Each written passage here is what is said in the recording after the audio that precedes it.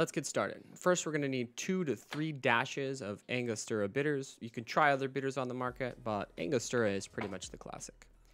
Next, we're going to do a full teaspoon of a sugar syrup. I use a rich syrup, so it's 2 parts sugar, 1 part water. Use either turbinado or demerara, works perfect.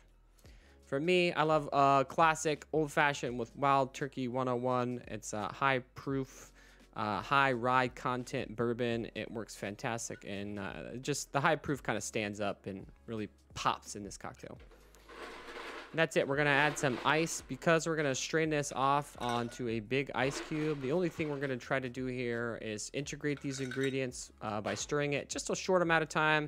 Not looking for full dilution here. We're just trying to integrate all the ingredients, give it a slight chill, and just a tiny, tiny, tiny bit of dilution. Again, the rest of the dilution is going to come naturally in the rocks glass. And that's pretty much it. We're going to strain this bad boy off. Oh, wow. Look at that strain, camera. Woo! Nice angles, cameraman. And that's it. Strain this off. And then the only thing left to do is we're going to just give this a nice little fresh orange express. Get those fresh orange oils on top of the drink. Works well with aromatics. Give it a little rubsy rubs. And that's it. That is literally it. Easiest cocktail. One of the best cocktails you'll ever have.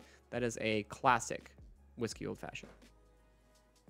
If you want to talk classic cocktails, beers, wines, non-alcoholic drinks, whatever you want to talk about, you want to chat with me live in person, I stream on Twitch Tuesday, Wednesday, and Saturday at around 6 o'clock. So come hang out, join Shaker Nation. That's the awesome community that we have. And that's it. We'll see you next time. More videos coming soon. Come hang out with me on Twitch. Hit the follow, subscribe. See ya!